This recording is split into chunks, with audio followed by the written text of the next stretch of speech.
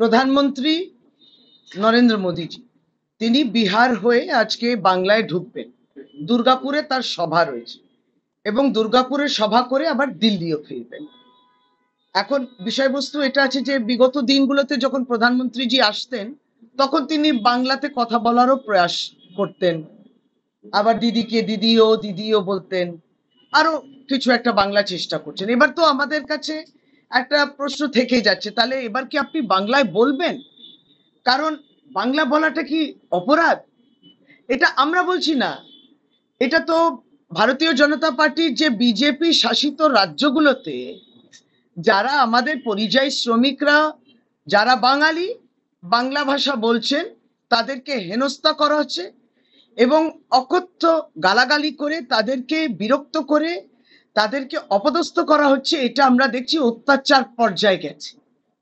তারা কিনা বাংলা ভাষা বলে এবং পশ্চিমবঙ্গ সরকারকে না জানিয়ে তাদেরকে কেউ অগরতলা পর্যন্ত পৌঁছে দিচ্ছেন, বাংলাদেশে পুশব্যাক করে দিচ্ছেন। এরা কিন্তু ভারতবর্ষের নাগরিক।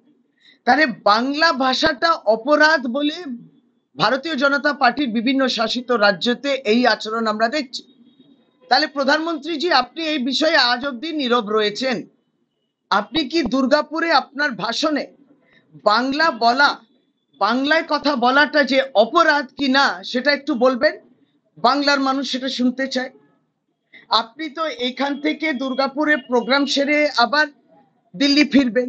দিল্লিতে একবার ঘুরে আসুন না, ওই বসন্ত কুঞ্জ কলোনিতে, ওই আজাদ হিন্দ কলোনিতে, জয় হিন্দ কলোনিতে, যেখানে বাঙালি পরিযায়ী শ্রমিকদের কি ভাবে তাদের প্রতি অমানবিকতা যদি দেখতে হয় তার চরম রূপ ওখানে দেখবেন। অদ্ভুত ভাবে ডিটেনশন ক্যাম্প, এদেরকে বাংলাদেশি। এই গতকালকেও আমরা উত্তরপ্রদেশে দেখেছি, একটি মিষ্টি দোকানে পুলিশ পৌঁছে গেছে, তুমি কি বাংলা ভাষায় বলো? বাইরে বাংলায় লেখা আছে। আপনারই মুখ্যমন্ত্রী, আসামের মুখ্যমন্ত্রী, তিনি বলছেন যে চিহ্নিত করতে হবে কারা বাংলায় বলছেন আর কারা বাংলা লেখেন আসামে, তাদেরকে, তারা সবাই বাংলাদেশি। এই ফরমানটা দেওয়ার অধিকার কি প্রধানমন্ত্রী আপনারা দিয়েছেন? কেন্দ্রীয় সরকার এবার এটাতে জবাব দিতে হবে, তো প্রধানমন্ত্রীকে বলতে হবে যে হ্যাঁ, আপনারা সহমত প্রকাশ করেছেন, তাই জন্য বিজেপি শাসিত রাজ্যে উড়িষ্যা, ছত্তিশগড়, মহারাষ্ট্র, গুজরাট ইত্যাদি সমস্ত জায়গায় এইভাবে বাঙালিদেরকে হেনস্থা করা আপনার ফরমান। এটা আমাদের বুঝতে হবে, আসাম সহ। এই জবাবটা আপনারা ভাষণে দেবেন। আপনি দিল্লি গিয়ে ওদের সঙ্গে দেখা করবেন কি না, এই জবাবটা আমরা অপেক্ষায় রইলাম। কারণ দেখুন, আপনি পশ্চিমবঙ্গে আসুন, আমরা সত্যি স্বাগতম জানাই। কারণ এটা কবিগুরুর বাংলা, কবিগুরুর বাংলা, নজরুলের বাংলা।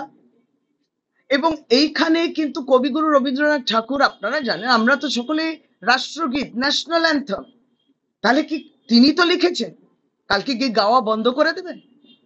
রাষ্ট্রগীত বঙ্কিমচন্দ্র চট্টোপাধ্যায় তিনি লিখেছেন, তাহলে কি ভারতবর্ষ কি আপনি বলবেন আর এইগুলো গাওয়া যাবে না?